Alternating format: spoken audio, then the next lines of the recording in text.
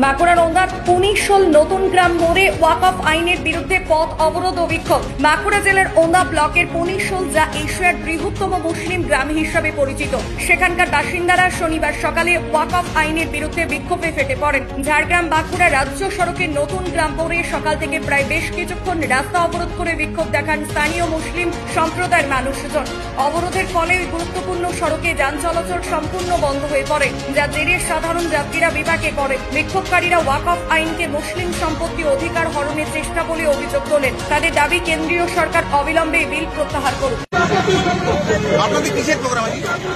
এটা আজকে কেন্দ্র সরকার যে মুসলিম বিরোধী ওয়াকফ বোর্ডের যে একটা কেন্দ্রের বিল পাস করেছে, সেটার জন্য আজকে আমাদের এই মিটিং।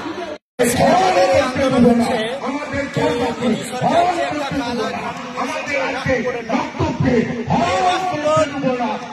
জায়গা আপনার কালা কানুনকে আমরা মেনে নিতে পারি, কেননা এই ওয়াকফ বোর্ড আমরা নিজেদের রক্ত দিয়ে এই জমিনকে কিনে আমরা ওয়াকফ করেছি। যে জায়গাটা আমরা ওয়াকফ করেছি ওটা গরিবের জন্য, মাদ্রাসার জন্য, মসজিদের জন্য, কবরস্থানের জন্য, দরগার জন্য, এতিম মিসকিনের জন্য এবং স্কুল, কলেজ, ইউনিভার্সিটি, হসপিটালের জন্য।